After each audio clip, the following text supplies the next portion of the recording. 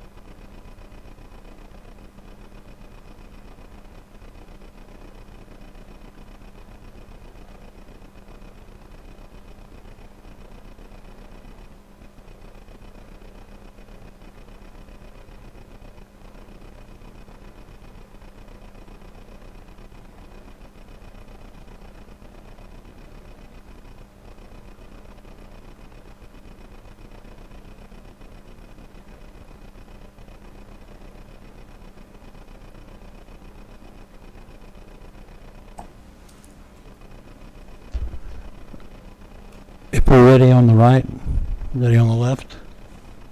We're a couple of minutes early, but in the interest of this evening and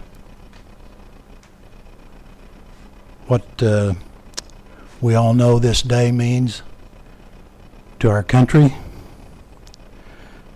to men and women in blue, and to the men and women in our fire departments all across this great country, and particularly here in our own hometown, how proud we are of those that serve us and provide the protection that we require on a daily basis, and we're grateful for that. We're here this evening not only to conduct the business of the Durant City Council, but we're here this evening to honor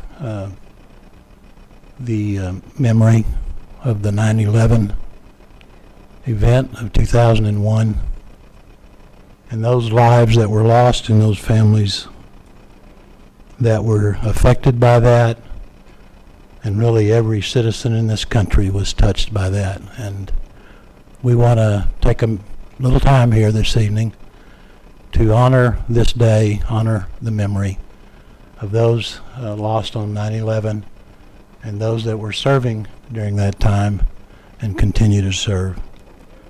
This time, I want to ask our own Fire Chief, Roger Joines, if he would step forward.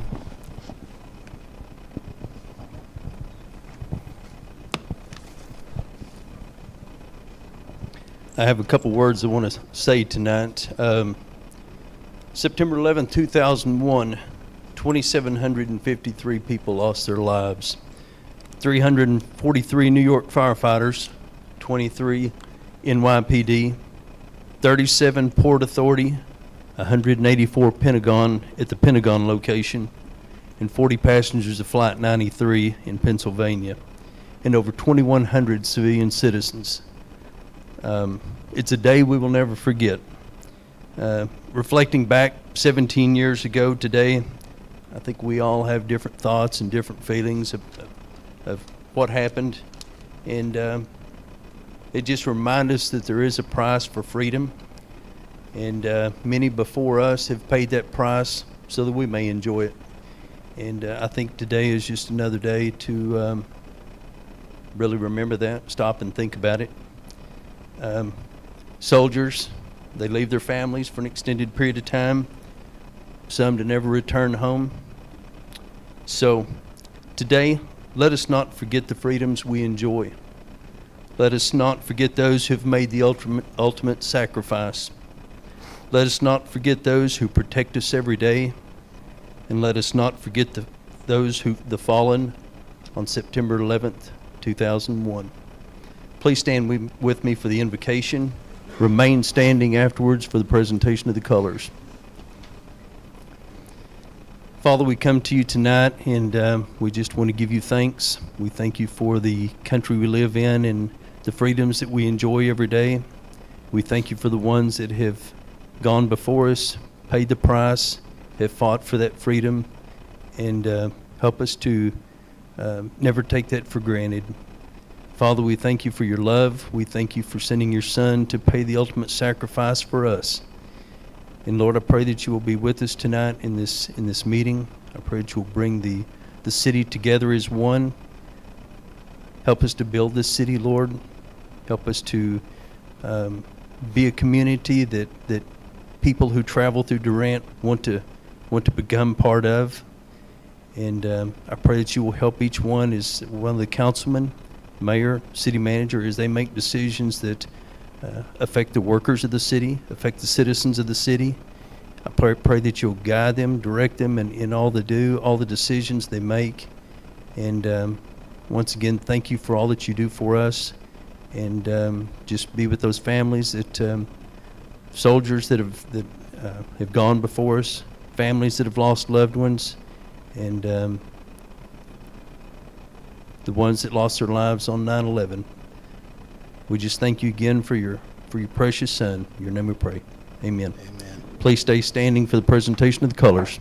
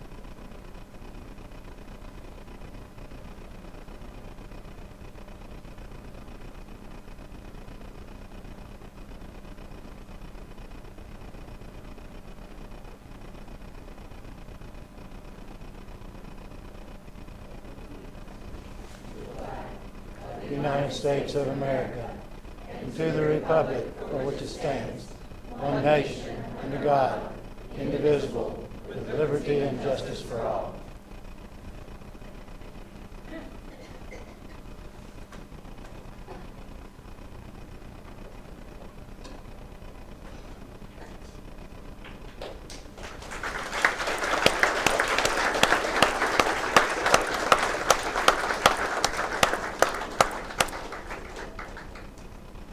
While they're getting into place, you know, they sit down. While we're getting into place, our first song is called Until We Meet Again. There's just two, but I think you'll find out that those quite lovely. This one is in dedication of everyone who lost their lives on September 11, 2001. Until we meet again, may God hold you and calm you.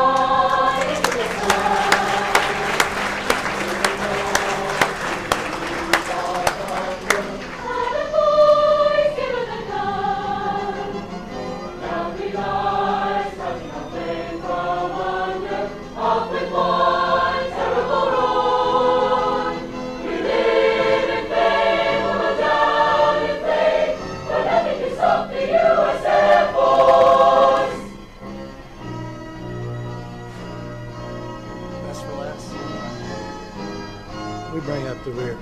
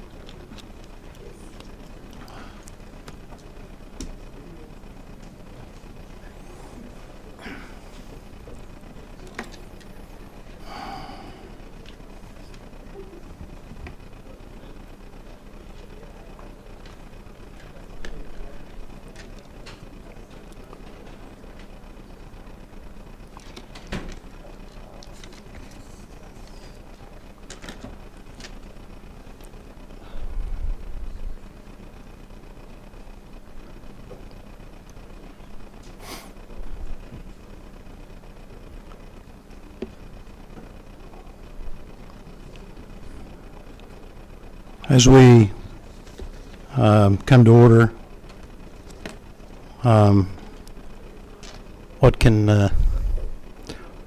what can one say other than thank you to our fire chief and our firemen, our police chief, our police department, to the men and women that serve this city, to Mr. Meredith at the public school system, the junior high chorus, and the high school chorus.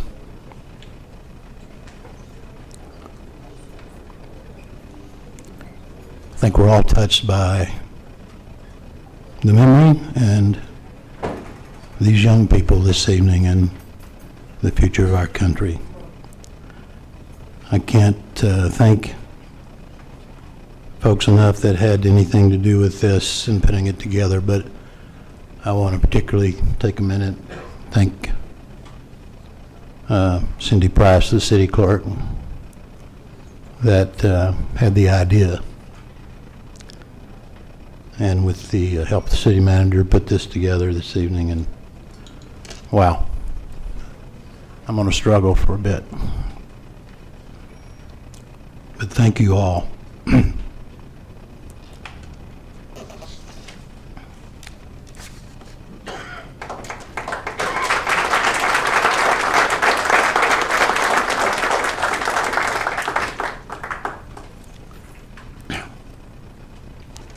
We'll let the record show it's 6:15.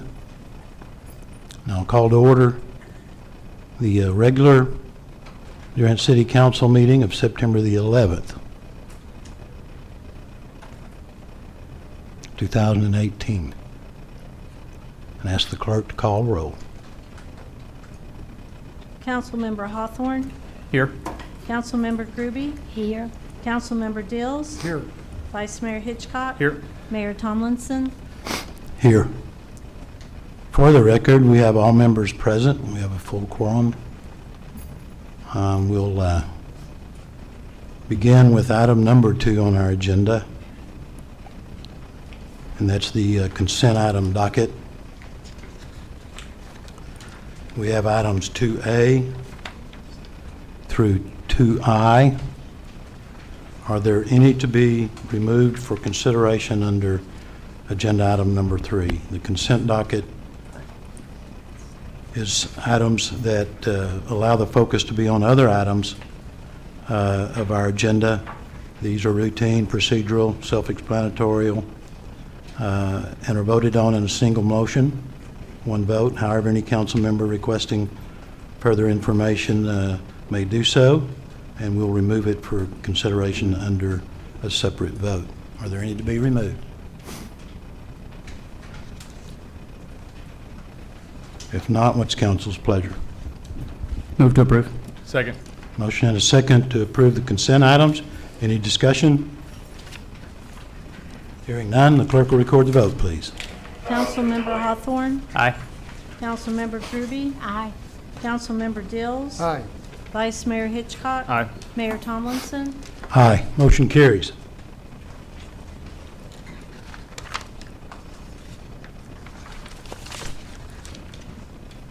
Item number 3 will require no action, as we had no items removed from the consent docket.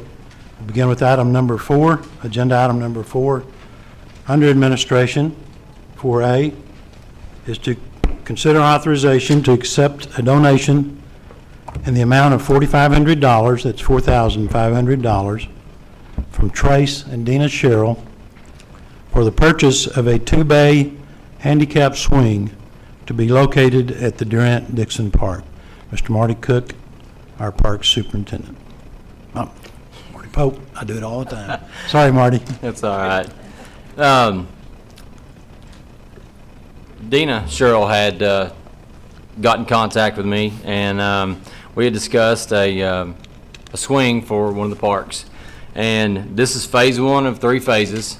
This year we will do Dixon Durant Park, also known as Rocket Park, and then we'll go to the splash pad, Keithley Park, next year, and then on to Carl Albert last.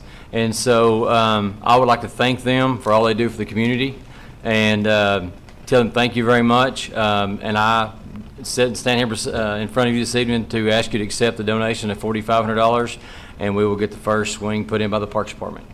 Move to approve. Second. Motion and a second. I think the only discussion is that folks know that Trace and Dina Sherrill know the history there and their commitment to the young people in our parks, sponsors of the Colton's Run on an annual basis. So if there's no discussion, further discussion, the clerk will record the vote, please. Councilmember Hawthorne. Aye. Councilmember Groby. Aye. Councilmember Dills. Aye. Vice Mayor Hitchcock. Aye. Mayor Tomlinson. Aye, motion carries. Item 4B is consideration to accept donated funds in the amount of $69,518 from the Durant Trails and Open Space, DTOS, a local community partner. These are to be specifically utilized towards the cash match requirement for construction related to the 2016 Transportation Alternative Project, TAP, Rails to Trails Phase 1 Grant Award, TAPS-2983-004, TP. State Job Number 3298304 from the Oklahoma Department of Transportation in the amount of $396,630, and that's C-2017-25. Ms. Becca. Hi, good evening, Mayor and council members. For the public, the city received a grant award from the Department of Transportation to rehab the abandoned railway that's on the east side of First Street, and it includes a bridge. And that project is under design. And along with that grant, there was a match requirement of $99,158. And the Durant Trails and Open Space stepped up to the plate and offered to collect or to facilitate the funds for this, and they've been working diligently in the community for about a year, and they are here tonight to donate the rest of the funding for this, and it's a great time for the city, for this organization to do this, so this project can move forward. Should we have our motion and second and vote before they come up? We're going to do it. Okay, any questions for Becca? Not consider a motion. Move to approve. Second. Motion and a second, 2 seconds. Any discussion? Hearing none, the clerk will record the vote, please. Councilmember Hawthorne, Aye. Councilmember Groby. Aye. Councilmember Dills. Aye. Vice Mayor Hitchcock. Aye. Mayor Tomlinson. Aye, motion carries. Ms. Becca, would you introduce? Who's here? Derek? Stewart? Tim? Well, I think I got elected to speak, so they're going to come up here and join us. But friends and neighbors and friends I haven't made yet, we're Durant Trails and Open Spaces, and if I could just take 30 seconds to tell you what we're about. And we want to connect the bright spots of Durant with some trails and walking paths just to highlight the good things that we've got around Durant. So if you can imagine our parks, our recreation facilities, the walking tracks that are already in place, our schools, the university, and maybe even Choctaw Nation at some point. We've been designing a master plan so that we have a vision to throw out there 5 years, 10 years, 15 years, so that our kids and grandkids will enjoy this place as much as we do and want to stay around here and find gainful employment and have our grandkids here in Durant. So that's what we're about. We're just citizens trying to enrich Durant. We're a citizen-led movement.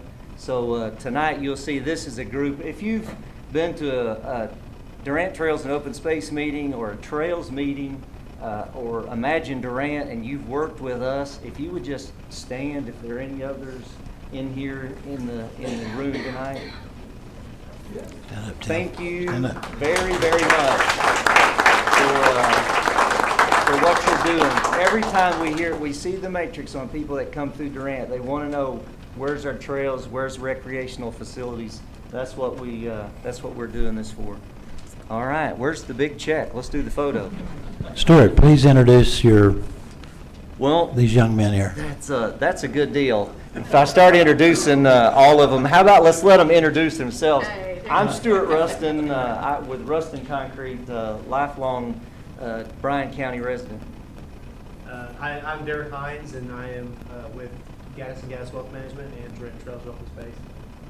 I'm Paul Bunce, and I work on the grant application, and former city manager. Worked with Douglas. Mike DeLauro, Vision Bank. James Bishop, CPA. Tim Boatman, I'm with the Durant Trails and Open Space. Southeastern, you got to claim it. A little bit. All right. All right, do we want to get everyone? Yeah, so we would like everyone that's been Come on involved. The donors and everybody. And One of the hurry. things that's about this These is guys great. are getting This tired. This is the county can't help, the county helped with us. Absolutely. And there was probably about 20 or 30 different citizens that donated to make this happen, and it's been really exciting. Here, put the pretty people up front. No. Come on up, everybody. You've got the microphone. Scoot in like you like each other.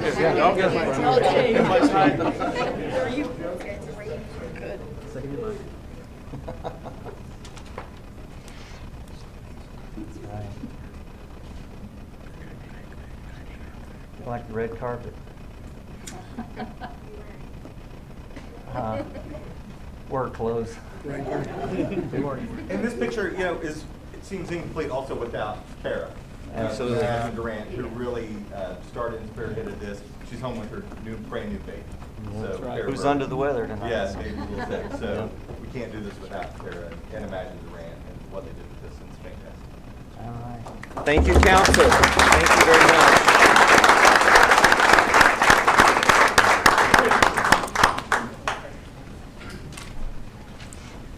Hey, Tim. Hey, Tim.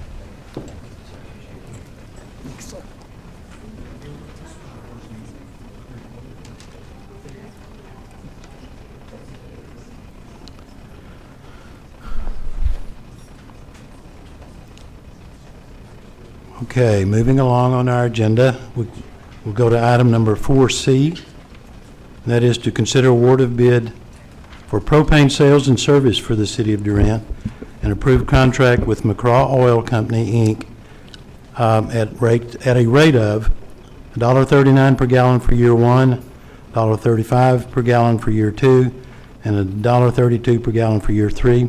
Mr. Marty Pope. This is our propane sales that we go out for, but usually every 3 years. We had 2 bids come back. McGraw come back as the lowest bidder. Blackburn Propane come back as the second. They were both $1.39 for the first year, but Blackburn was $1.39 for the second and third. So my recommendation is go with McGraw Oil and propane for the lowest bid. Any questions for Marty? Not entertain a motion. Move to approve. Motion and a second. Any further discussion? Hearing none, the clerk will record the vote, please. Councilmember Hawthorne. Aye. Councilmember Groby. Aye. Councilmember Dills. Aye. Vice Mayor Hitchcock. Aye. Mayor Tomlinson. Aye, motion carries. Item 4D, consider recommendation of the Oklahoma Municipal Assurances Group, OMAG, to deny tort claim. And Cindy, are you going to brief us on that? I can speak to that. This tort claim involved a citizen that was parked at one of our city parks near a tree, and a branch fell from that tree onto her car. There was no tree work being done at the time, and there was no forewarning that it was going to happen. Our insurer, OMAG, has recommended denial of the claim, and I think you'll see in the attachment is a letter from them with their reasoning for their recommendation, and it is my recommendation that the claim be denied. Any questions for the city clerk? Heard the recommendation. Do we have a motion? Move to follow the recommendation of OMAG. Motion Second. and a second. Any discussion? Hearing none, the clerk will record the vote, please. Councilmember Hawthorne. Aye. Councilmember Groby. Aye. Councilmember Dills. Aye. Vice Mayor Hitchcock. Aye. Mayor Tomlinson. Aye, motion carries. Item 4E, consider approval of a request from the Bryan County Emergency Medical Service for the city to install no parking signs along the east side of South 22nd from 306 South 22nd to West Mississippi Street. Mr. Marty Cook. The other one. So I know that's confusing sometimes without, I've prepared a map for you to look at, This is the road that also has Allied Stone, Indian Nation Wholesale, Best Fender, and the Durant Bus Barn. What we're looking at is the area south of the current Bryan County EMS. If you remember, they purchased that property from us a few months ago, and they're going to be developing that property over the next few years. If you look at map 2, Byron, there's a close-up.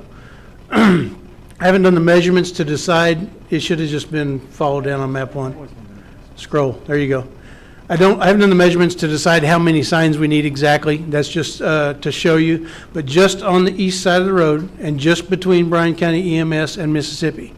This gives them an exit out of their facility when trucks are parked or buses are crossing to the north of them.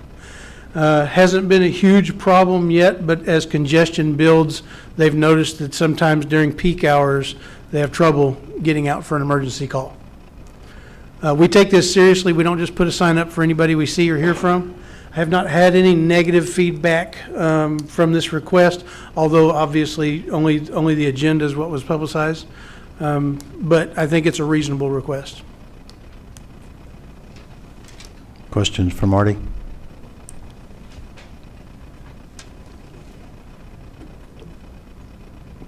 You've heard the recommendation. Do we have a motion? Move to approve. Second. Motion and a second. Any further discussion?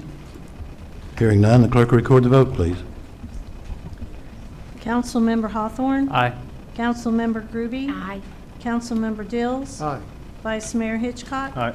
Mayor Tomlinson. Aye, motion carries. Thank you. Takes us to item 4F. That is to consider approval of the employee health benefit renewals with the Blue Cross Blue Shield for the health and dental insurance and VSP for vision insurance, or take other appropriate action. Greg. Thank you, Mayor and Council.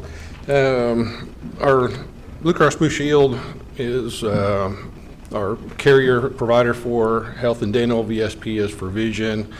We went out and requested renewals from them. If you recall, last year in November, we switched from a self-funded plan to a fully insured plan under Blue Cross and Blue Shield. They have had almost about 10 months of experience related to our employee group. And since we were sort of new from a self-funded to a fully insured, they just sort of gave it, their best guesstimate on what our experience would be. We actually had a very good experience year, and this is sort of unheard from in my 20 years of doing insurance. We actually got a decrease in our premium of over 13%. I budgeted and anticipated a 7 to 10% increase. We're actually getting a 13% decrease. One of our added benefits we're tweaking on the dental is implants. In our previous plan, we didn't provide for any coverage for our dental implants. We did bridges and crowns and those types of things, but not implants. So for a very minor increase in premium, I think it's less than $3,000, we're providing that additional benefit for our employee group. So I think that's a great enhancement, given that we are seeing a savings this year to our plan. Wanted to add a little bit of additional benefit for our plan coverage. Dustin, Brain, are they here? Oh, there he is. Can sort of review and had a presentation related to Dustin Brain is our broker with Insurica. Thank you, Greg. My name's Dustin Brand. I'm with Insurica. For those of you that were here last year, when I first met you, you were coming off of a year of spending $5.4 million on your health benefits. And so what we had proposed was a move to Blue Cross and Blue Shield, as Greg had mentioned in his introduction. So as you can see, we took that $5.4 million year, we took it down to a $2.8 million year. And one thing that we've seen improved this year in particular is just the ongoing large claims risk. It's significantly improved. So that has created a downward trajectory in your risk exposure. So in negotiating the renewal with Blue Cross and Blue Shield, we're able to get that down to 13% decrease, which, as Greg mentioned, again, is very unheard of. I think this is the biggest rate decrease I think I've ever delivered to a client. So significant savings shown in red there. As you can see, it's over $300,000. One program that I recommended that you allow us to implement last year was the Insure Oklahoma program, which gave qualified folks an additional premium subsidy that helps pay for the cost of insurance, which we all know is very expensive. I think we had projected about $130,000 in projected additional subsidies. We could help bring the cost down for the city and for the city's colleagues. We've successfully exceeded that at $244,000, which is a number I've annualized for you. We're working to continue to increase that enrollment in that program and to grow those subsidies as well. So that gives you a net paying cost on your medical of $2.2 million. There was one thing, in addition to looking at the numbers and evaluating the numbers year over year, we also look at just gaps in coverage. And there was one gap in coverage we noted. Overall, I think the plan satisfaction was very, very high with Blue Cross and Blue Shield. One gap in coverage was male sterilization, which we've negotiated with Blue Cross to add that benefit in at 100% coverage, no deductibles, no cost sharing for the member, and it does not impact your premiums for the city. I'm sorry, I missed what you said that coverage was. It's male sterilization. Yeah. Sorry I asked. Yeah. Sorry. It's a gap, so it's our recommendation to the city to definitely. Councilmember Deal said we heard him that time. So, then the next item is the dental plan. As Greg had mentioned as well, adding, the gap in coverage with this program was the implants. Implants are very popular. They're also very expensive. The cost to increase the benefit or enhance the benefit is actually 2%. As you can see, it's a $2,987 increase. There's no increase to your renewal. If you accept the plan the way it is, we can move forward with no implants covered. But if you accept to enhance that coverage, we can add that for an additional $2,987. My recommendation to the city council and the city, of course, is to enhance that, especially since you've got so much additional savings to use for that. The vision plan, there's really no gaps in vision plan. It's with VSP. There is no rate increase. You're in the middle of a rate guarantee, so there's no additional cost to the city or to the colleagues. And the life insurance, again, it's in a rate guarantee. It's holding steady, no increase to your colleagues or to the city. And then the last slide here is just a recap of your program cost. Again, the big driver there is the rate decrease for your medical, and then those Insure Oklahoma subsidies, which we're going to continue to push and to help your colleagues qualify for. All right. Any questions for me? Any questions from council members? Greg and City Manager, your recommendation is to accept this proposal? Yes. Council have any questions? So a motion to approve, would this include the dental with implants? Yes, please. Move to approve. Motion and a second. Is there any further discussion? Hearing none, the clerk will record the vote, please. Councilmember Hawthorne. Aye. Councilmember Groby. Aye. Councilmember Dills. Aye. Vice Mayor Hitchcock. Aye. Mayor Tomlinson. Aye, motion carries. Thank you. Thank you, Greg. Thank you, Dustin, was it? Thank you. Thank you for working with us for those savings. Item 4G, council may have already been notified, but we'll take no action on item 4G. I think, Paul, we're still waiting on some confirmed paperwork and the possibility should, and you help me out here, Paul, if indeed you should receive this written agreements, whatever we're waiting on, there may be a need for a special city council meeting coming up. There could be, but we'll wait until we get the actual agreement before we schedule anything. Okay. Thank you, Thank Paul. you. Thank you.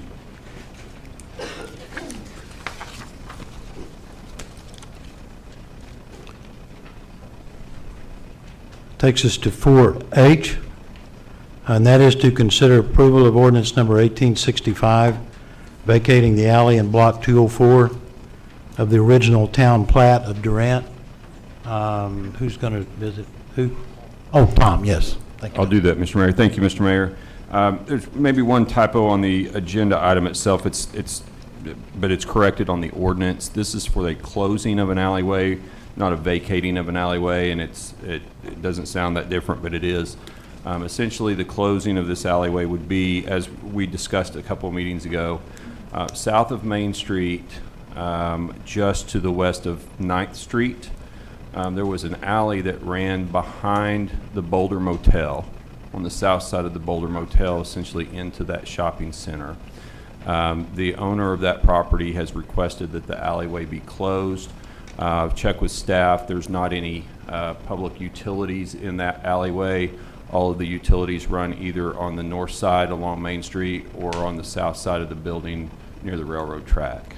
So the request is to close 167 feet of alleyway from 9th Street to the west.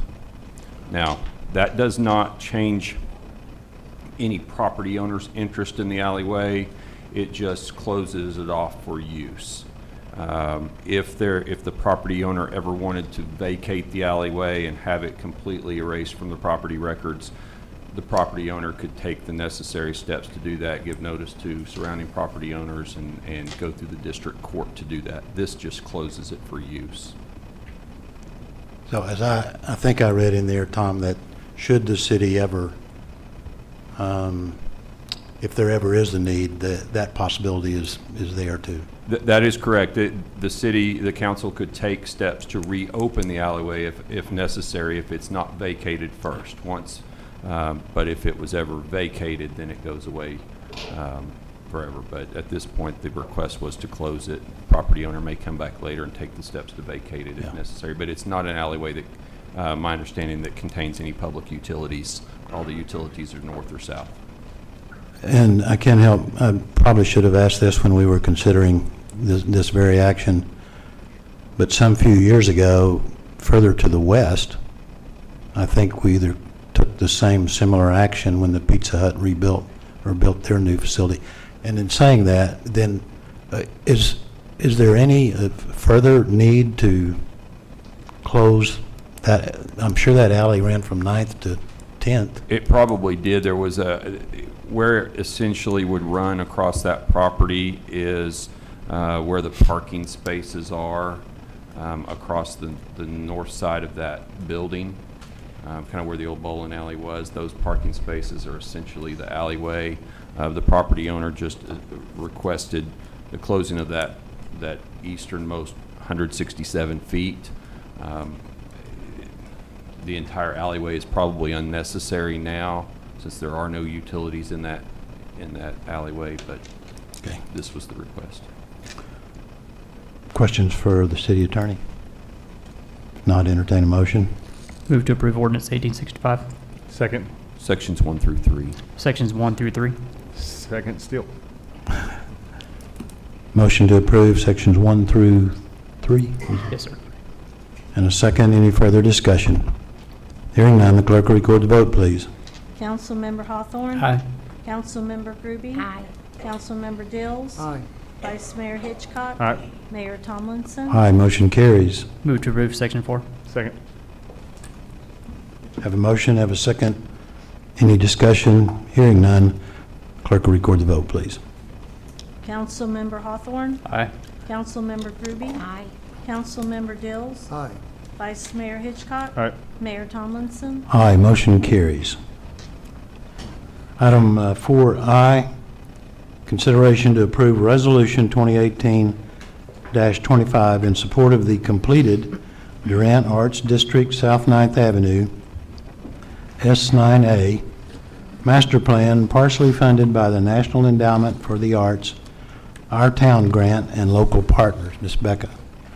Hi, thank you, Mayor. Last month, the final master plan for the Arts District was presented. With your approval, we are ready to present that to the National Endowment for the Arts. This resolution, with your approval, would be included within the plan, and it basically states, or we're acknowledging the funding and our commitment to make this master plan a reality.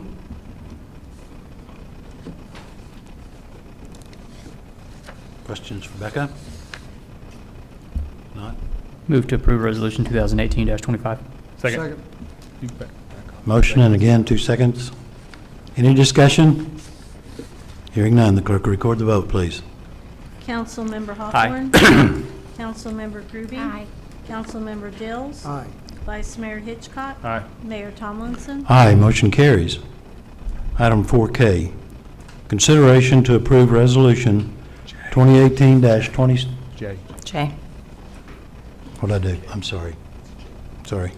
Thank you, Vice Mayor.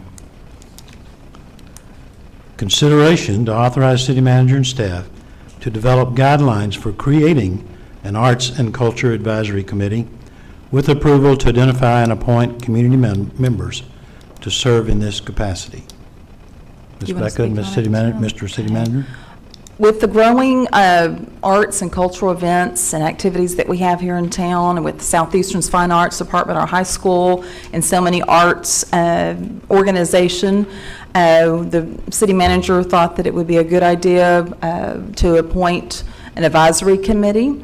And it'd be an arts and cultural advisory committee to help steer some of these projects. And with our new arts district, I think it'd be a great opportunity to help develop that. So if Tim wants to speak on that. We're simply kind of following the guidelines of what the folks that did the Our Town arts workshops and so forth. Most cities our size have an arts and cultural advisory committee that report back to the council. They're an advisory committee only. The council would have the final say-so with appointments. And what we would be doing is going forward, rather than us putting forth all these efforts, we're simply asking that this body approve us going forward to establish the guidelines and bring it back and start hopefully receiving applicants who want to be part of this. It's council's pleasure. Move to approve. Second. Motion, and again, 2 seconds. Any discussion? Hearing none, the clerk will record the vote, please. Councilmember Hawthorne. Aye. Councilmember Groby. Aye. Councilmember Dills. Aye. Vice Mayor Hitchcock. Aye. Mayor Tomlinson. Aye, motion carries. Item 4K, consideration to approve Resolution 2018-26, supporting the submission of a grant application to the United States Economic Development Administration, EDA, requesting $1,500,000 in grant funds for necessary wastewater infrastructure improvements to benefit economic development growth and job creation. Ms. Becca. We have an opportunity to apply through the U.S. Department of Commerce, as you mentioned, for $1.5 million. That would be help with the sludge press apparatus that we need at the wastewater plant. And Brandon's here if you would like to have him explain to you what that project would involve. Council members? Brandon, come forward, please. Remember the last time we got a sludge press information? It's riveting. Once in a lifetime. It was riveting, edge of your seat kind of stuff. Thank you, Mayor, Council. As you guys have heard from me before, currently we haul our sludge off in liquid form, and what we're wanting to do to increase the capacity of our wastewater plant is actually begin to press the sludge and haul it off in a semi-solid form. So it's really a big, exactly what it sounds like. It's a big press that presses out the water and gets the sludge from about a 1% solid to about a 20% solids. It'll be taken to landfill at that point or land applied. I think, help me out here, Brandon, too. I think it's important to keep in mind even, there's a cost to, there's a current cost, and has been for years, in the disposal of the sludge too, right? That's correct. Currently, you dispose of the sludge through a consultant, through a contractor, actually, on a yearly contract, and I think that's 120, 130,000, somewhere in that range. And this would do away with that cost if you land apply it at the airport, which is one of the things that we're talking about. Yeah. And the overall impact on this is going to increase our capacity, increase the number of years for us as far as having to get to that threshold with DEQ, where we're going to have to expand the actual wastewater plant itself too. This will buy us, how many years do you think? We feel like somewhere between 5 and 10 years. You know, if you talk to your operators at the plant, they'll tell you that the sludge at the treatment plant is their primary problem that gives them fits. So once we get it in, at a minimum, we think it'll give us 5 years, but maybe as much as 10, just being able to get rid of the solids faster. Currently, you can't get rid of the solids as fast as your plant makes them.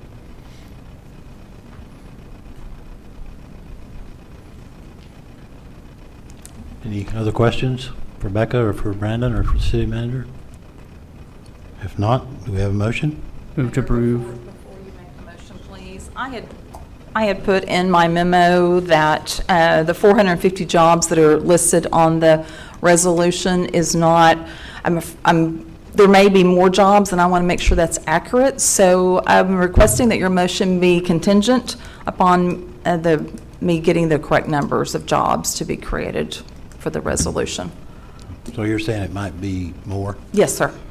It's only better. Move to approve Resolution 2018-26 contingent upon the updated number as far as job creation. Second. Motion and a second. Any further discussion? Hearing none, the clerk record the vote, please. Councilmember Hawthorne. Aye. Councilmember Groby. Aye. Councilmember Dills. Aye. Vice Mayor Hitchcock. Aye. Mayor Tomlinson. Aye, motion carries. Thank you, Brandon. Thank you, Becca. We'll move to the public hearing portion of our agenda. We have two items under consideration. Item 5A, consider approval of ordinance 1862, rezoning from general agricultural A1 district to single-family residential R1 district for a portion of property located east of Brookhaven Drive, providing for an emergency. Mr. Matt. Yes, good evening, everybody. So the applicant has property near North 49th Avenue, and the land that we're discussing tonight, 3.71 acres, which is off of Brookhaven Drive. It would have access off of Brookhaven Drive. This is to facilitate the sale of land for one single-family home. Because it's more than half an acre, a septic system could be installed. Last I heard, city sewer is at capacity in that area. The Rural Water District 2 is within this item. Planning Commission voted for approval of this item with one member absent. I also recommend approval, but we did receive one citizen concern about the floodplain and drainage in that area. And although it's out of the purview of a rezoning request, because development hasn't been proposed yet, that is something that we would, of course, consider through the building permit process within my office. So I'm here for any questions. Questions for Matt? I might point out we are under the public hearing portion. If there is anyone in the audience that wishes to speak regarding this rezoning request, either in favor of or in opposition to, this will be your opportunity. Is there anyone in the public that wishes to speak regarding this rezoning request? Real quick, Mr. Mayor, if you don't mind. My name is Anthony Pate, and I'm the property owner, the current property owner. And Matt mentioned one letter of opposition. That lady was actually in attendance at the zoning committee. She and I had an opportunity to talk about it when she came to the understanding that it was for a single-family residence. I don't know that she formally rescinded her opposition letter, but she did say at that point it was of no concern to her. So. Thank you, Mr. Pate.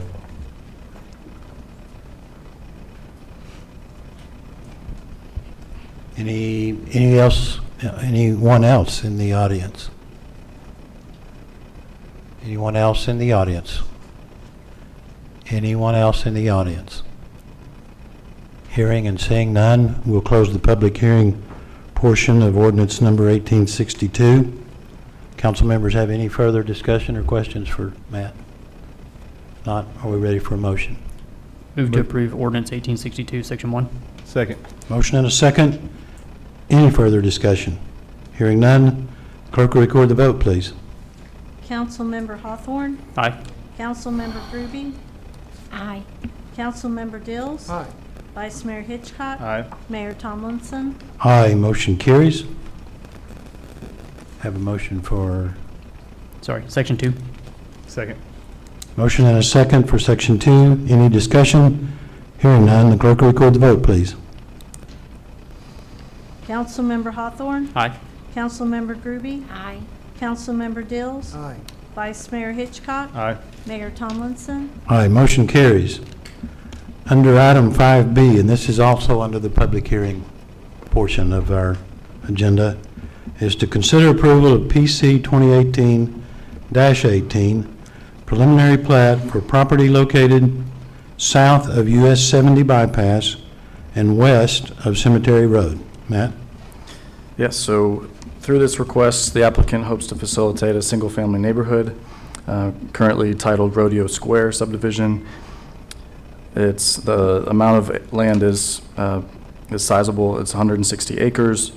Proposed are 241 lots at half an acre each, 6 internal streets, which all would connect to Cemetery Road on the eastern boundary of the land.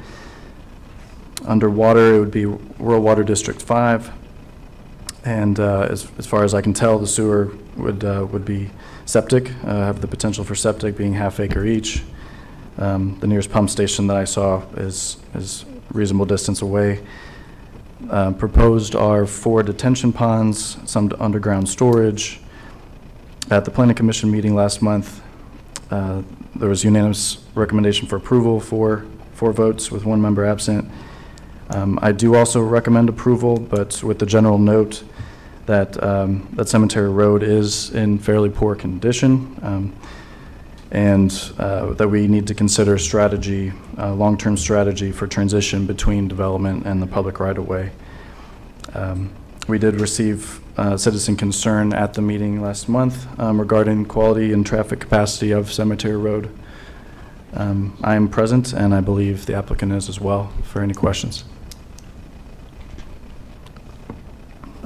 Council members have any questions? I think I have one for sure. Is the access to Cemetery Road off of 78? 78 via 3rd, I believe. Rodeo Road? 3rd, and then Okay. Rodeo Cemetery. Okay. Mhm. Okay, we'll also open up the, oh, sorry. No, you're good. I just did have one, because this is what I always ask every time there's a big development like this. I see how it's laid out as far as the plat with lots on it, but I don't really see anything in the way of drainage, water retention, or anything like that, which I also haven't zoomed in to where I can really see what all the little wording says, but has that been addressed on this plat? The plat that has been delivered to the office, yes. There was a supplemental drainage study that was given to our office. That's the only question I had. And the applicant was planning on bringing that in tonight. And we actually have the property owner, if he'd like to come forward, Mr. Allen Hobbs.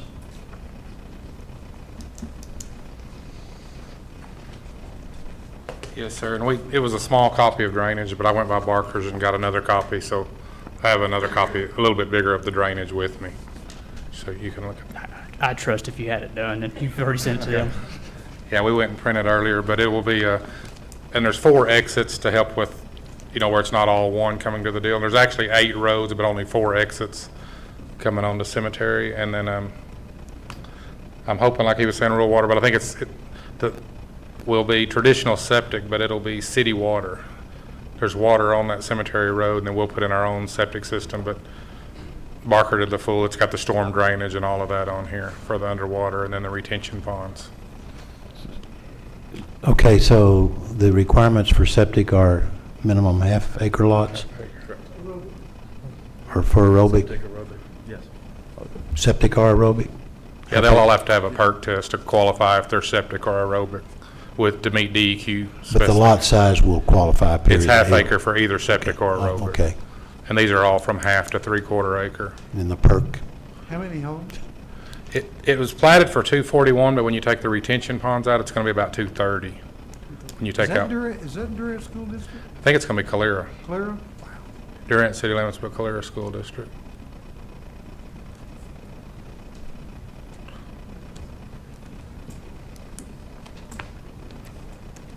Any other questions from council members? Hang on, Mr. Hobbs. We'll open it up to the public.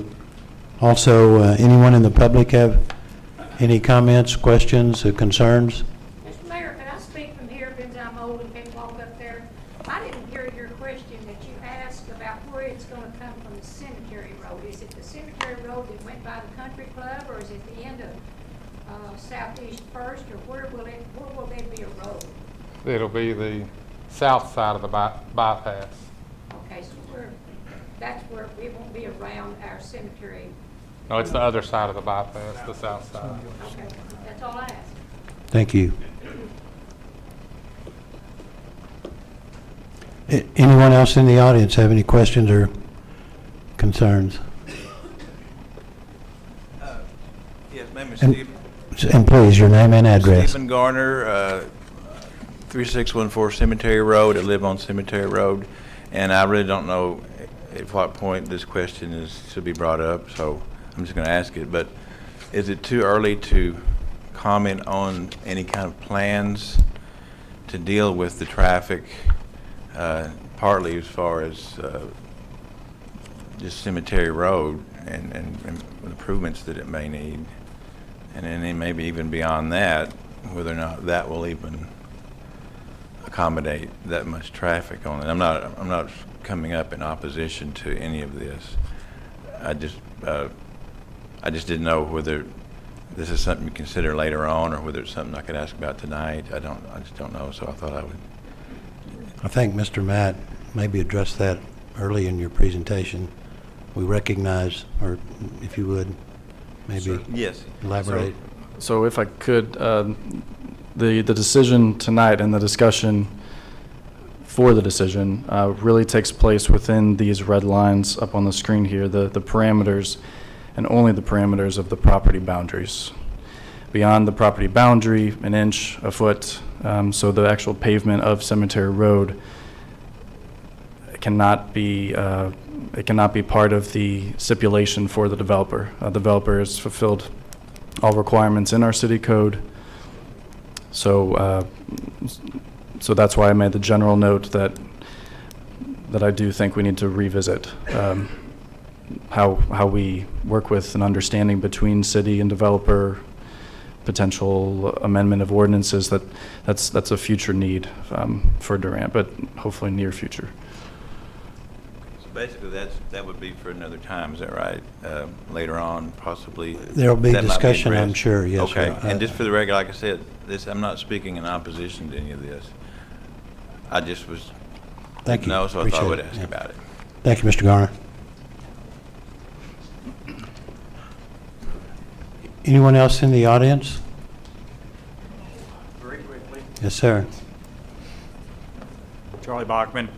This is another instance where we do not have impact fees.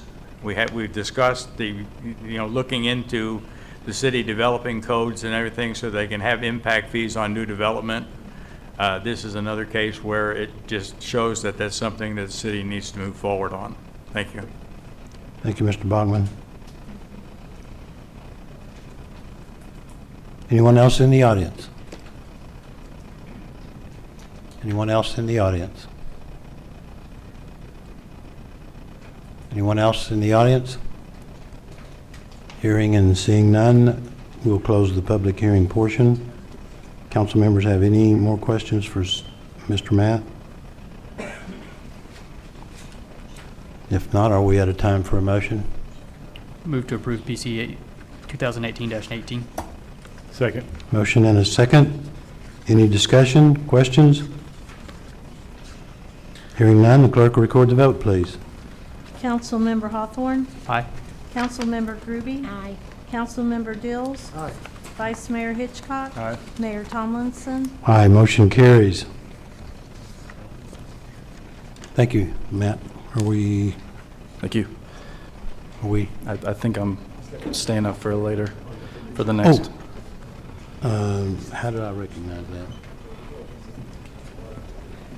Oh, the information, okay.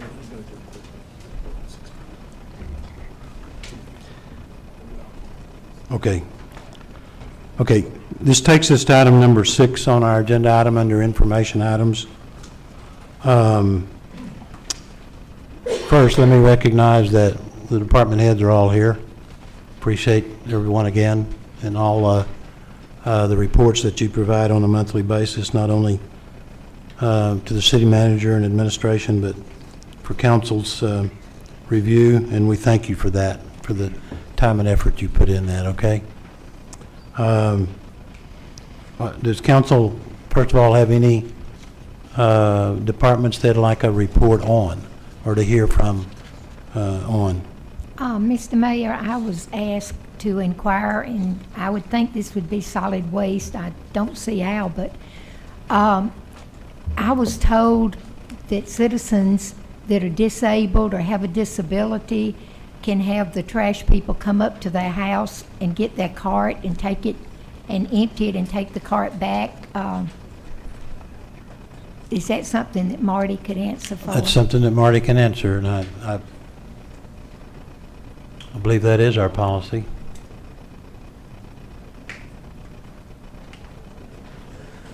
So that has been something we have offered in the past. It's never been highly publicized. There's not really a formal engagement process to begin that.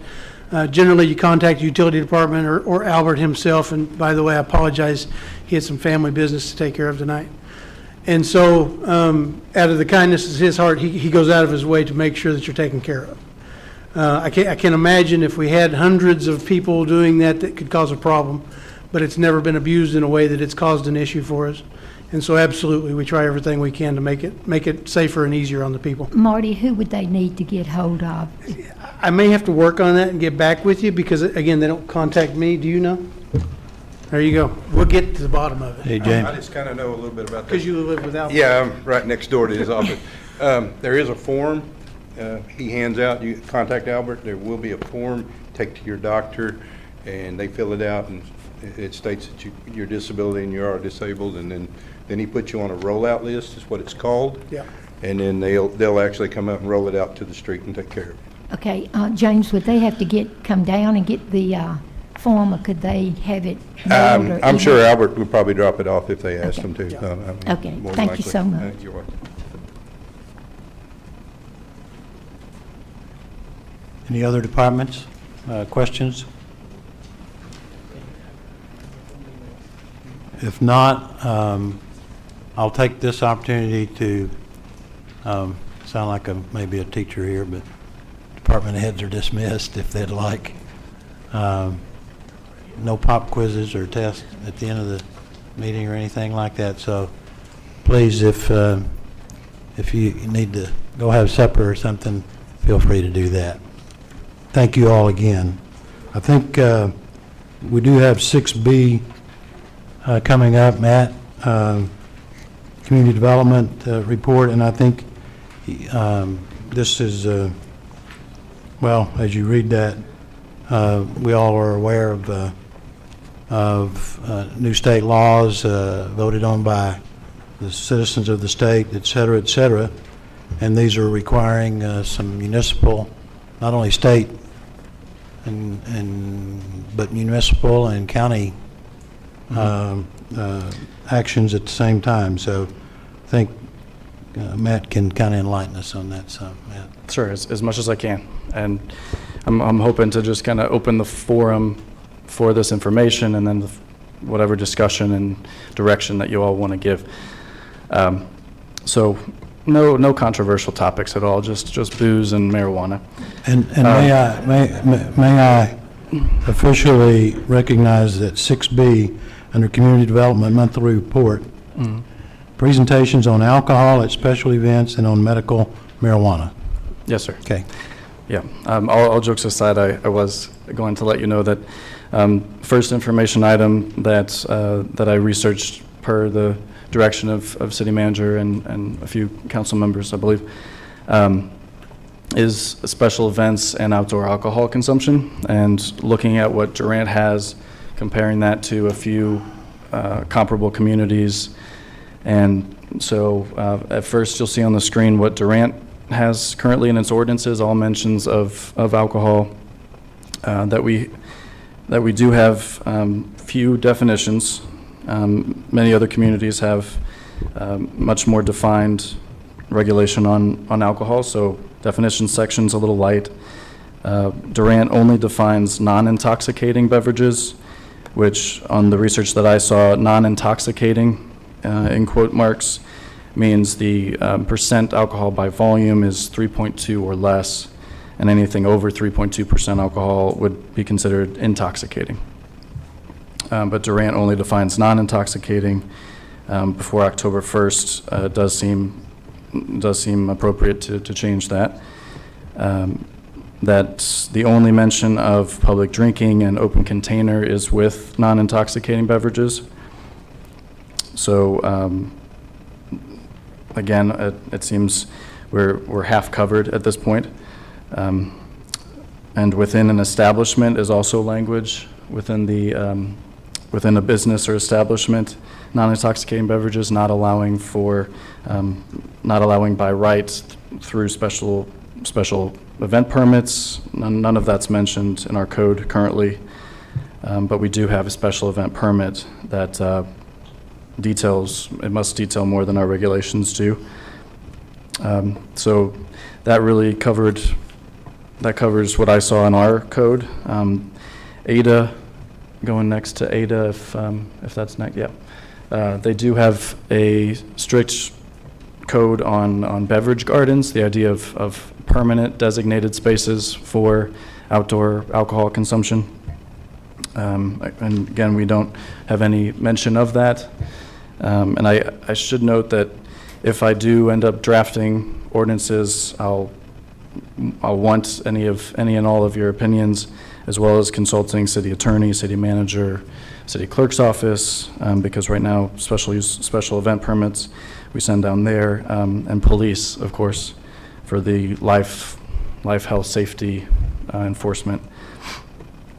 So ADA does detail a beverage garden in case we want to look at that as a template.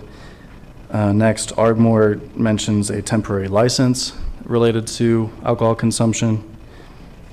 Again, something we don't have, but we could use as a template. And last, I looked at Midwest City, and they have a substantial definition section that looked really strong to me. So those are my main bullet points from the research so far on alcohol consumption and special events.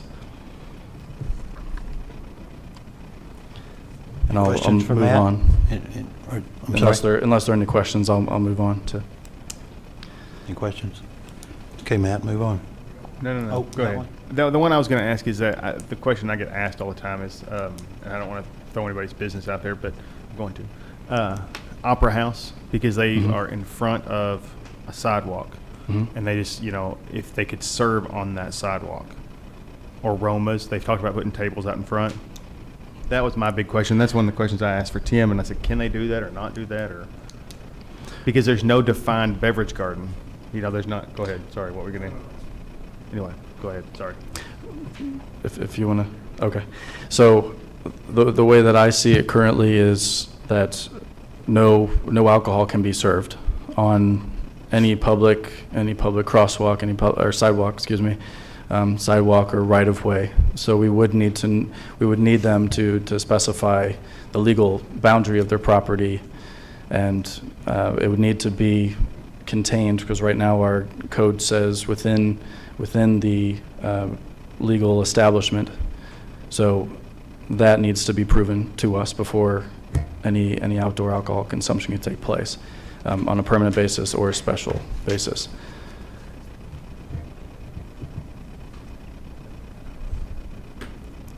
But that is, I mean, that question reminds me of, outside dining at restaurants and a lot of communities like, comes to mind Durango, because I've been there. I got grandkids there, but that is something that we'd need to look at in this process. Is that what we're saying? So I'm going to just throw out stuff because people know, like a roadhouse, I think would be okay, right? Yeah. Because it's on their property, underneath their awning, in a defined area. Salitas as Salitas well. would be okay. Yes. But the front sidewalk might not be. Front sidewalk would not be. Yeah. Because of the right-of-way and being able to block part of it for pedestrian traffic, and, because you'd have to, I believe, I believe you have to gate it or fence it off to separate. So then what's the difference, and he may have covered this and I was reading as he was covering, what's the difference between Southeastern does tailgate and they close down the streets? People walk back and forth with an alcoholic beverage all the time. What's the difference between doing that and it doesn't matter to me either way. I just get a lot, I'm the guy that gets a lot of questions on that.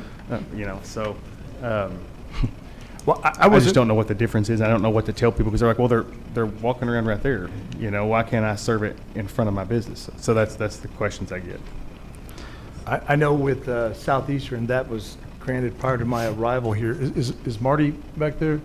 Did he leave?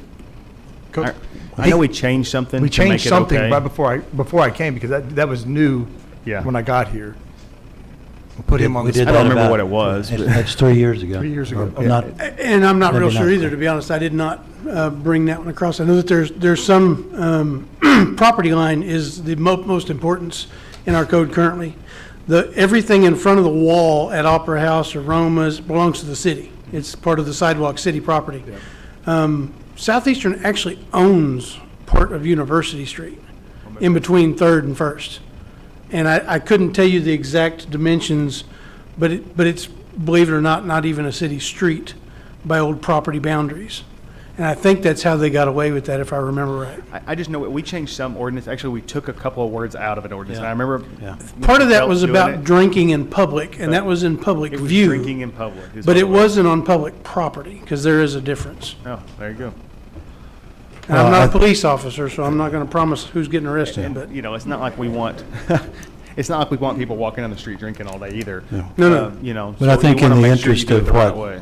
what Matt is looking at, what Marty's saying, what you're saying, and what the state and the voters have considered recently, that it's time for a modernized update of this ordinance. Here's the other thing, if you literally tore down Roma's building and put just a roof and a restaurant outdoors with no walls, and you're entirely on Roma's property, I believe you can drink.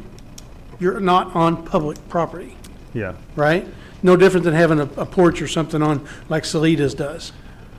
Yeah. But when you step on city property, that's where our ordinance does not allow it. I think what people are seeing, and they probably are going somewhere. I use the Riverwalk in San Antonio. I mean, if you think about it, that's public thorough. I mean, people are walking through, but that may be restaurant property.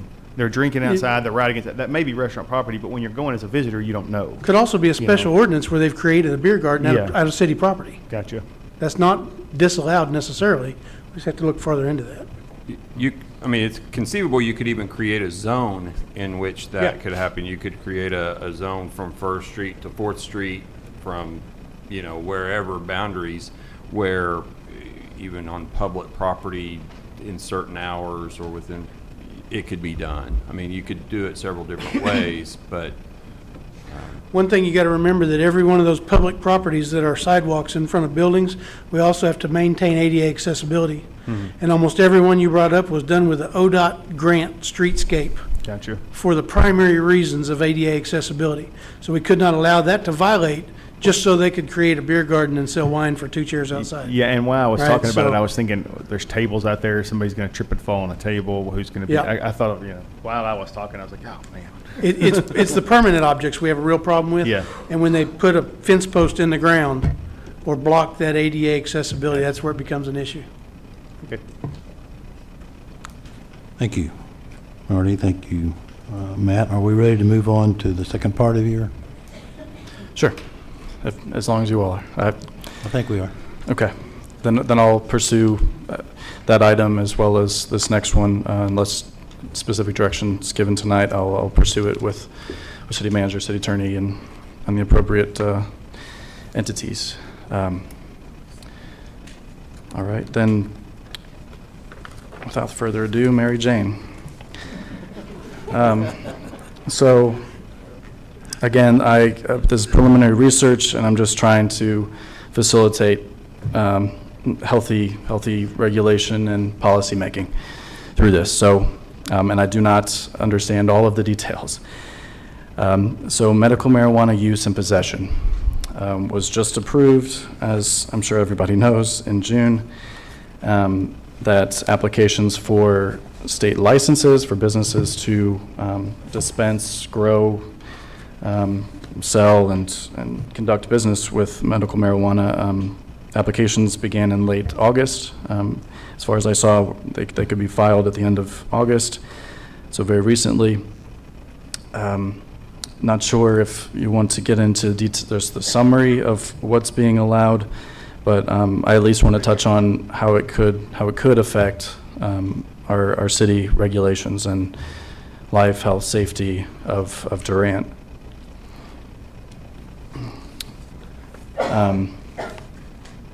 Durant currently just mentions marijuana in terms of those basic needs of life, safety, health, and fire issues. That no driving under the influence. Marijuana is prohibited. So it's only mentioned in 2 different chapters in our code. And it does have the language that allows whatever the state implements to fall within Durant's regulation. So where we don't seem to be what's the word? We don't seem to be counter medical marijuana, but we don't seem to be pro, obviously, either. So Durant is just where it seems like we'll be okay if we do nothing, but it might be advantageous to require a permit, like Ardmore does. And the communities that I looked at for the outdoor alcohol consumption and special events, that kind of thing, of Ada, Ardmore, Midwest City. Ada has yet to update. Midwest City has yet to update since that vote was passed in June. But Ardmore has a very strict new ordinance providing for a new permit, a way for the city to allow, basically based on a conditional use that wouldn't pass from one owner to the next. And Ardmore adopted everything that the state adopted. It's very lengthy, and if we could jump to that, I think that's the last attachment. Yeah, is it just after that or no?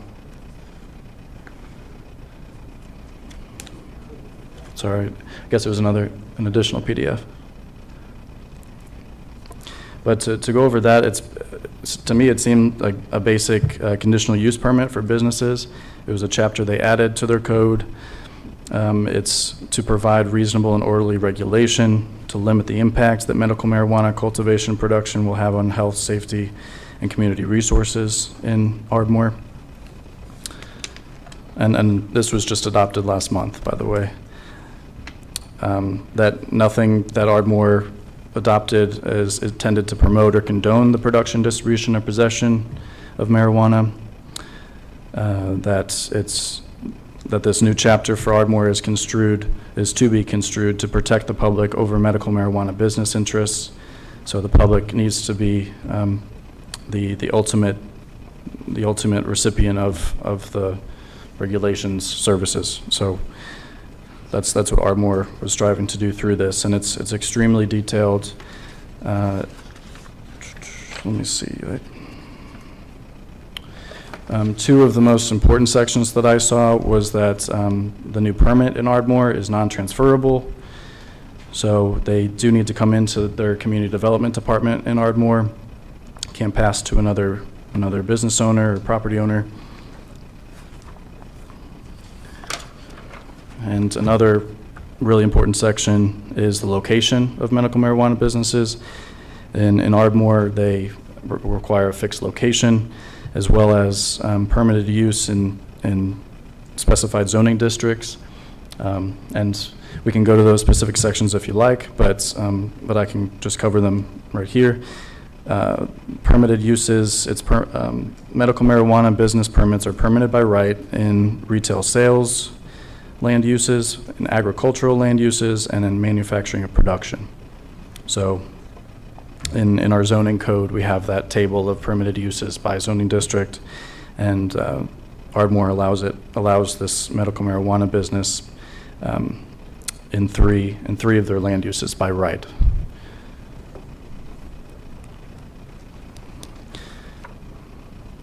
And again, if I were to amend or edit, draft up amendments to our code, I would want to seek the counsel of the council, as well as the city administration and health department. I think Bryan County Health Department would be a good place to contact, and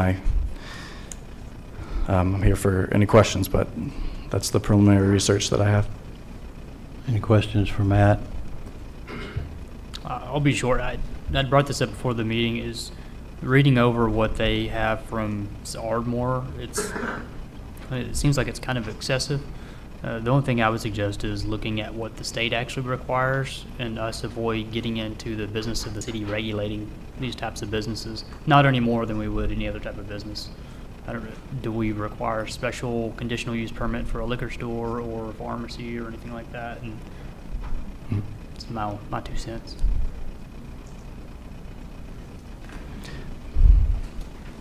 Coming to mind, just popped up in my head, is that churches are allowed upon review in any zoning district.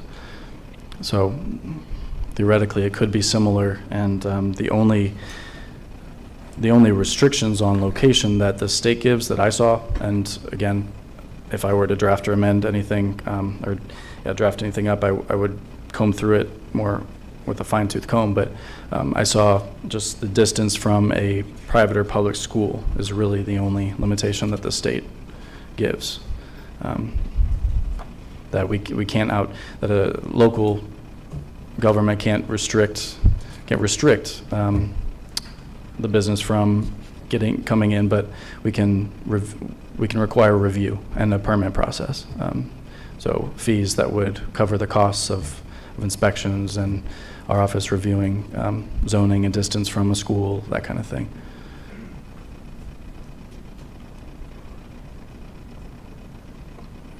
My recommendation is that at the next council meeting, we'll have drafted, if there's any other things that come up between now and then, please let us know as far as the ordinance goes, and we'd be glad to do that, and of course, run it by our legal counsel.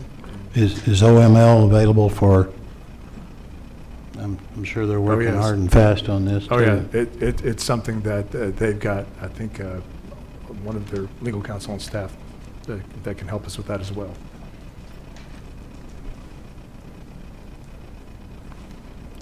As Matt stated, there's really not a whole lot we can do to block a dispensary or those type of things, but there's certainly things we can do to make sure that it's permitted and the things are in order before it opens its doors. Well, and What's the distance from the schools? Yeah, if you'll bear with me. Numbers seem to be 1,000. Thank you, 1,000 feet. I just found that. Yeah. Okay. is that, okay, so 1,000 foot's like about 3 blocks, something like that, I think, probably close to it. Well, as the city manager said, as Matt's saying, and as I think we all recognize, we need to have things in order by ordinance and by permitting, et cetera, and know what we can do. And I think my question, and Tom, and along with what Councilmember Hawthorne's question, we actually can't have an ordinance or put anything in place that is more strict than a state statute or state law. Is that not correct? And something like this? I don't know that that's not true 100% of the time. We could put in restrictions beyond those that the state would allow. The state typically doesn't get real detailed on some of that, and they leave it up to the cities to determine on an individual basis where they will allow things. But we couldn't pass anything that contradicts what the state would allow, but there are times when the city can be more or less restrictive than what the state would permit. So as long as we don't run afoul of what the state explicitly says can or can't happen, there are times when, there's various cities that say you can be certain distances from schools. That's not all uniform unless the state mandates something. Yeah. Okay, thank you. Thank you. Any questions or further comments for Matt? Or One more piece of information, just if I could, in my opinion, it doesn't seem like Durant, within its code of ordinances, doesn't seem like we need to play catch-up on either of these two information items, that we're not in the wrong. So passing the ordinances regarding new alcohol laws, what's going to be effective October 1st, that seemed to have a time crunch on it, but these two items do not. So we could draft something up. If it's not perfect, I can draft it again. Well, now that he's mentioned that, do we need to have something in place before October 1 for anything? No? Okay.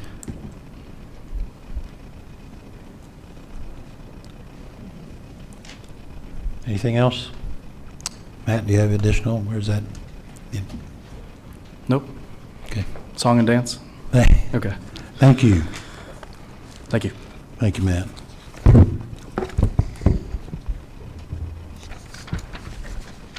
Takes us to item number 7 on our agenda, and that is the citizen comments on non-agenda items. Citizens wishing to address the council regarding matters which are not listed on the agenda are required to sign up no later than 5 minutes prior to the scheduled starting time. The sign-in sheet contains space for the citizen's name, address, phone number, and topic to be discussed. We actually have 2 that have signed up to speak. I might ask, they want to speak on the same subject. Could we just have both of you speak at the same time? Is that acceptable? Okay.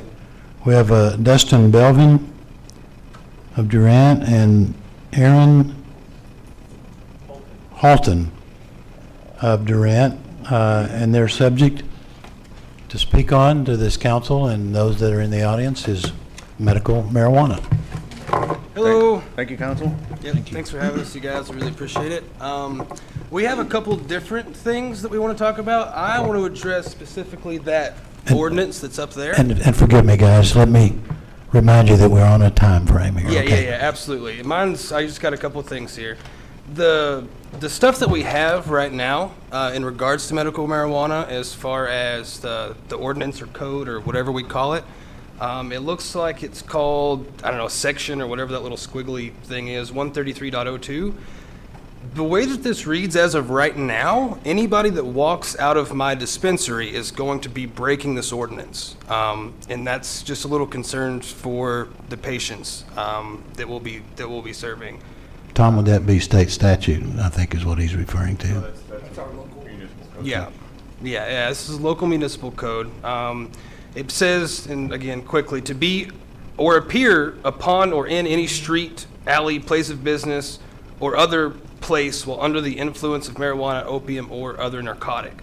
So there's that one, and then the other one is to possess in any street. It basically says the same thing. It just says to possess and not to be under the influence.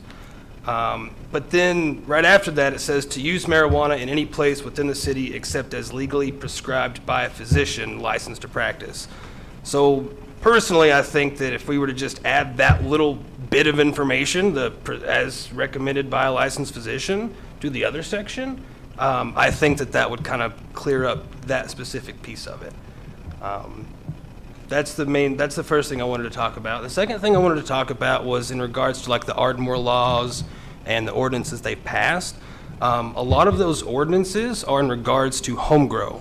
So for patients that are going to be lawfully growing in their own home or right outside of their own home.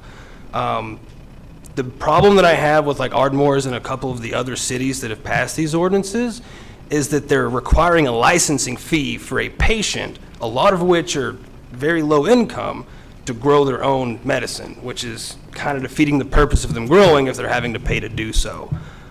So that's one thing that I wanted to bring to you guys' attention when, and I forgot the gentleman's name that was up here a minute ago. Sounds like he's going to be involved in the drafting. I wanted to make sure that that's taken into consideration. It has nothing to do with my business. It's just mainly because of patients.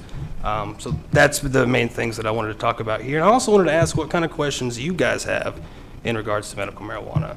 Are you worried about anything specific? Is there anything that I can address for you? I own the Remedy here in Durant. I'm sure if you watched K10 or K12, you've seen my ugly mug on there.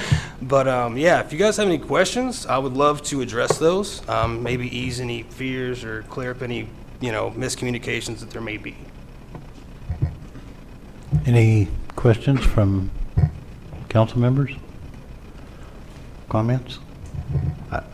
I think, gentlemen, I would suggest that you meet Mr. Matthew Norstedt, who will be putting together this ordinance, address those concerns, or have that discussion dialogue with him over the next weeks or months, whatever it is. But and then he'll bring that back before council for consideration. Hopefully, it's something you're comfortable with at the end of the day. Sounds good. More the merrier, trying to get everybody involved and stay up on the right, stay on the right side. And my name's Aaron Holton. I'm CEO of Trinity Canna Farm. We are looking at a grow here. What I was doing tonight was I passed out my business propositions to you guys and just let you know where we're coming from, exactly what we're going to be doing. Our main goal is to follow the state laws and city ordinances. There's not many ordinances in there for a grow at this moment. We have leased our building.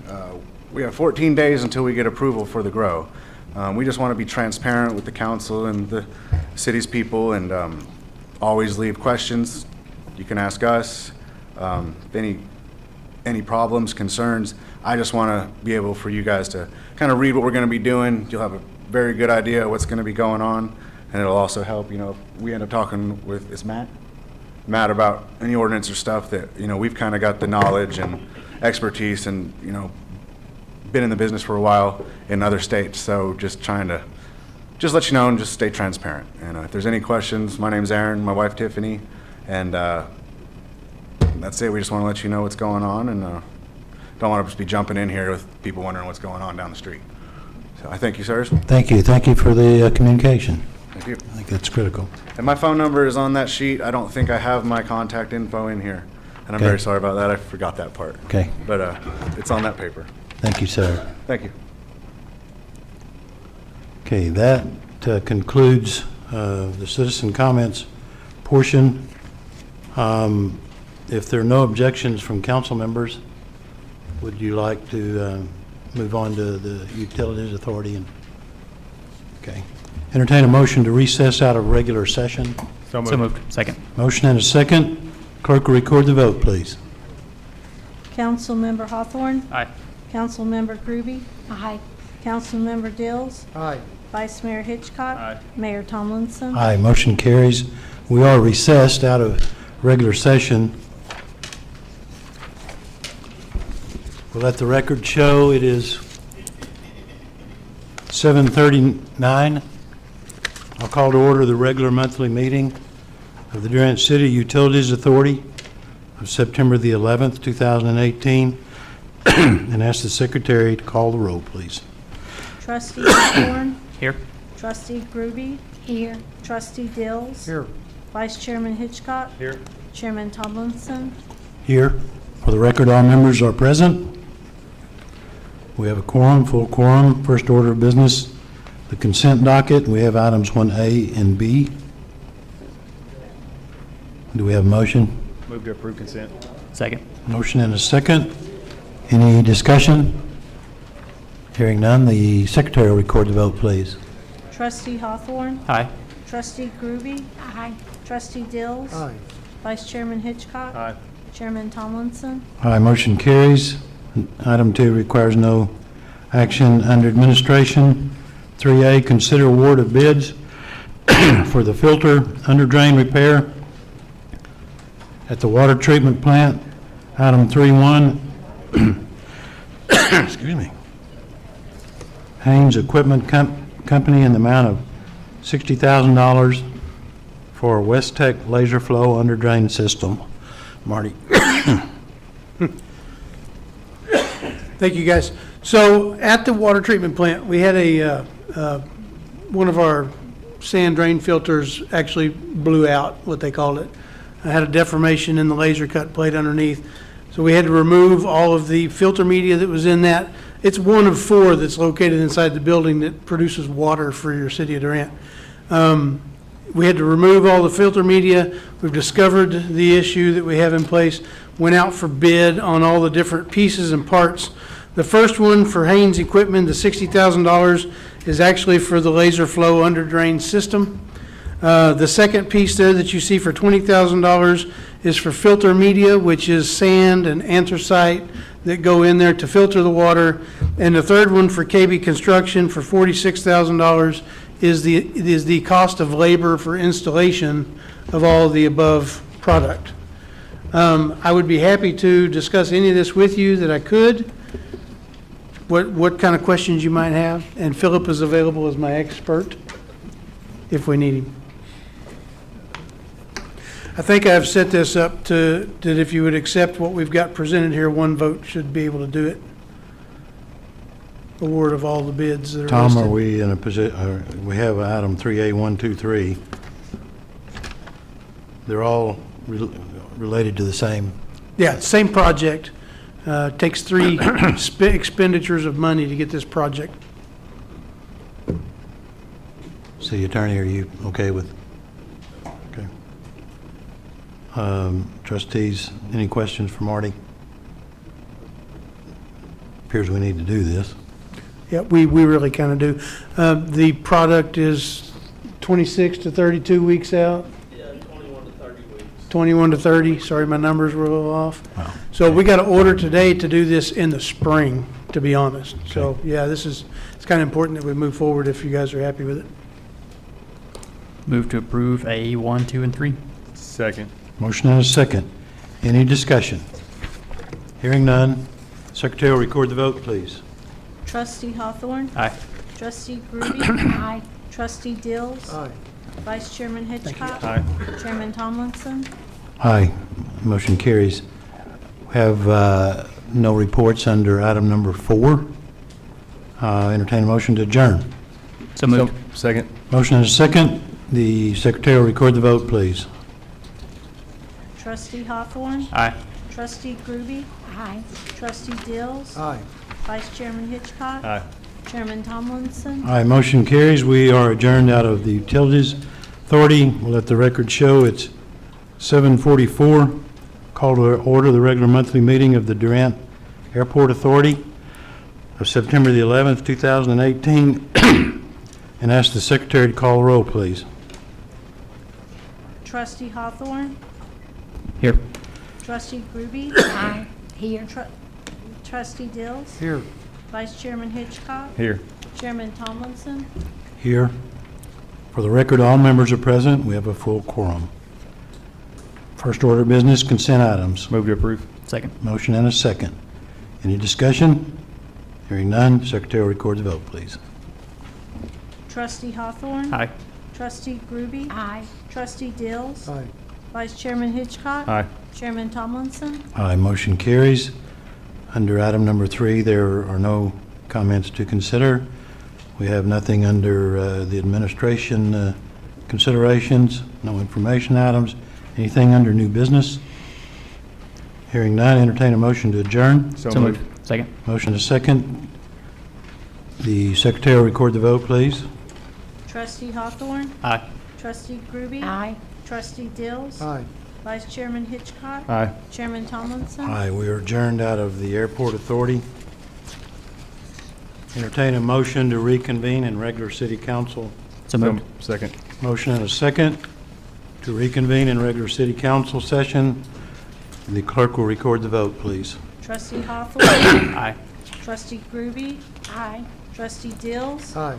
Vice Chairman Hitchcock. Aye. Chairman Tomlinson. Aye.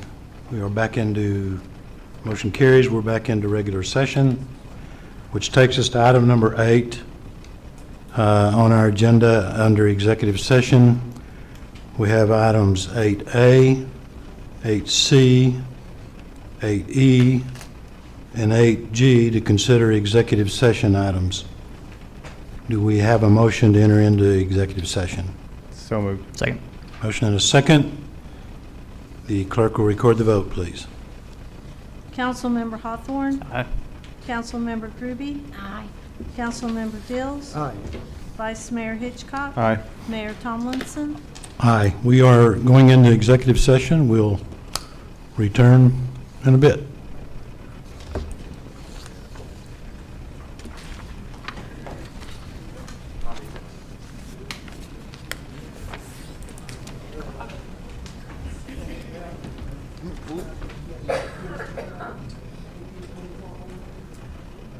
Water.